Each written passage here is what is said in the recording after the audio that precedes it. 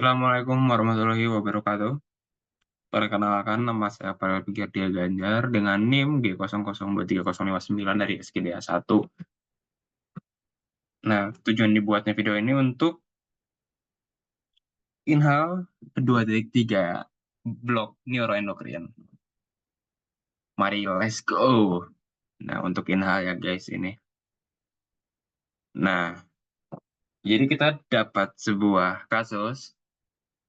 Ada seseorang namanya Bang Sopo datang ke IGD dengan keluhan tidak bisa menjaga keseimbangan, jalannya sulit dan langkahnya pendek, badannya bungkuk dan tangannya kadang bergetar tak stabil. Bergetar nggak tuh tangannya?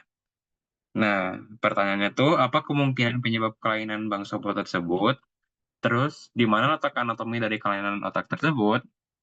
Dan jelaskan anatomi dari pons, medula oblongata, dan cerebellum. Nah, jadi untuk menjawab pertanyaan pertama, apakah penyebab kelainan Bang Sopo tersebut? Kita next slide. Jawabannya adalah jeng jeng jeng, dar, Parkinson guys. Jadi yang terjadi pada Bang Sopo tuh kenapa dia bisa sampai sebegitunya itu tuh Parkinson.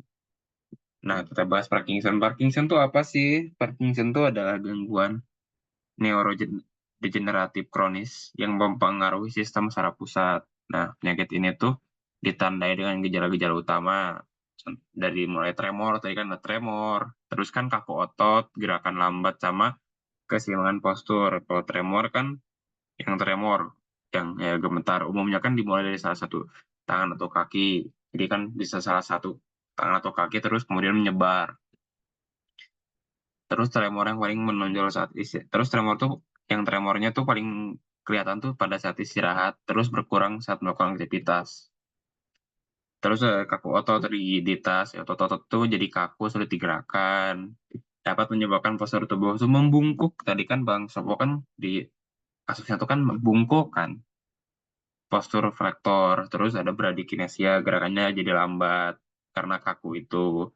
Jadi gerakan tuh sukarela menjadi lambat dan terbatas, nggak bisa bebas karena pertama gemetar, terus kemudian ya kaku, jadi jadi nanggung itulah susah gitu. Terus pasien tuh kesulitan untuk memulai gerakan dan melakukan gerakan berulang. Jadi itu ya pelan-pelan ya biasanya kan diam gitu pasiennya. Terus gangguan keseimbangan sama postur. Jadi pasien tuh kesulitan untuk menjaga keseimbangan sama berjalan, langkah-langkahnya tuh kecil dan terseret atau gait Parkinsonian. Jadi kalau jalan tuh ngambil langkahnya tuh biasanya pengidap Parkinson tuh kalau orang biasa kan langkahnya tuh kan gini. Ya, misalkan kan langkahnya kan tak tak tak ya langkahnya kan besar. Kalau misalkan langkah pengidap Parkinson tuh biasanya kecil atau kadang si kakinya tuh agak agak keseret gitu. Misalkan jadi satu langkahnya tuh nggak semua diangkat jadi agak diseret gitu. Kasihan sih. Ya karena ke Parkinson itu gitu. Namanya patofisiologi dari penyakit Parkinson tuh dia tuh disebabkan oleh degenerasi atau hilangnya sel-sel saraf penghasil dopamin di substansi nigra. Nah, berkurangnya dopamin ini itu tuh menyebabkan gangguan pada fungsi motorik melalui jalur kortikostriatal yang akibatnya terjadi dis disregulasi aktivitas di ganglia basalis yang mengendalikan pergerakan sehingga ya terjadilah apa yang terjadi di Bang Sopo.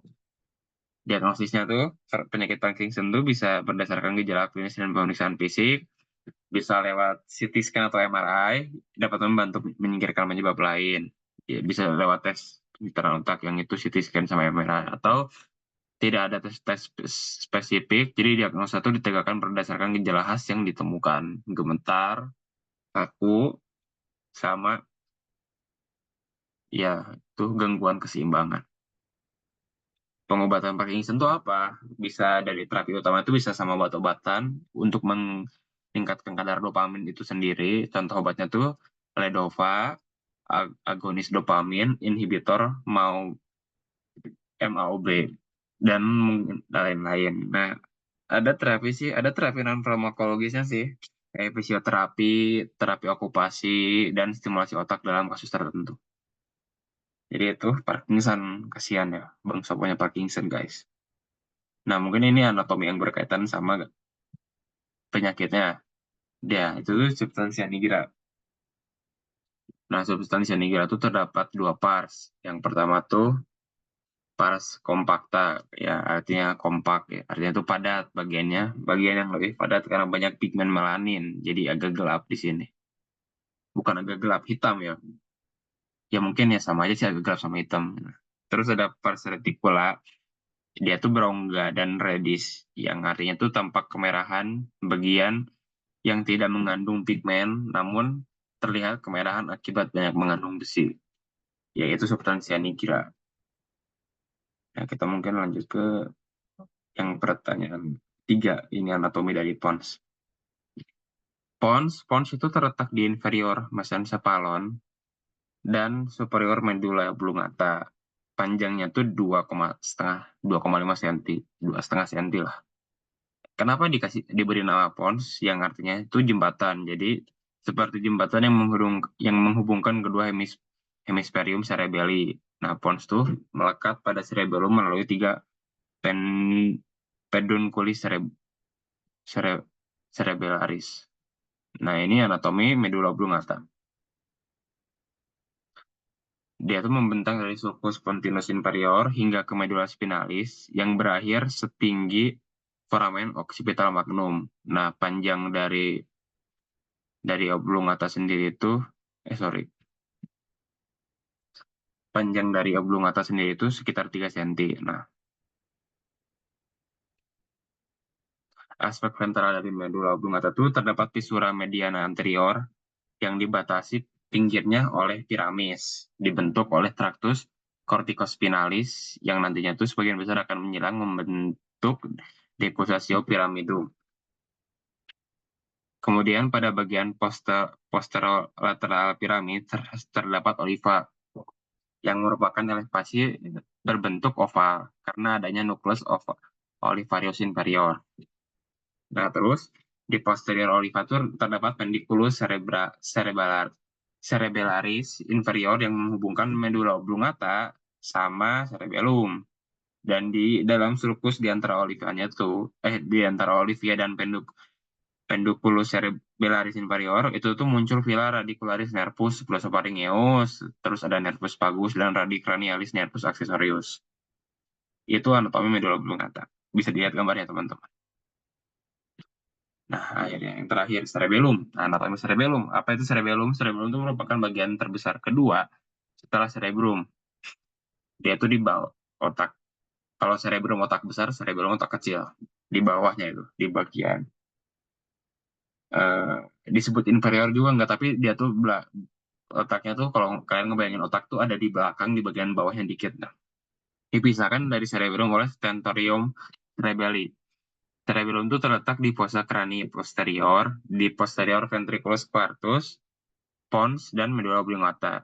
Nah, cerebellum tuh berhubungan dengan bagian posterior truncus cerebri melalui berkas simetris yang disebut pedunculus cerebellaris superior, media, dan inferior. Nah, cerebellum itu terdiri dari dua hemisferum cerebelli yang dihubungkan di garis tengah oleh vermis. Nah, permukaan cerebellum itu berlipat-lipat yang disebut folia, yang berorientasi melintang dan dipisahkan oleh fisura-fisura. Nah, cerebellum tuh dibagi menjadi tiga lobus, teman-teman, yaitu lobus anterior, lobus posterior, dan lobus floco, floculol, floculonodularis. Dan itulah anatomi pons, medulla oblongata, dan cerebellum. Terima kasih. Sekian, terima kasih. Semoga penjelasan yang aku paparkan bisa membantu kalian dalam anatomi. Mohon maaf, mungkin dalam tutur kata maupun pemaparan masih banyak kurangnya. Mohon dimaafkan. Semoga bermanfaat. Wassalamualaikum warahmatullahi wabarakatuh.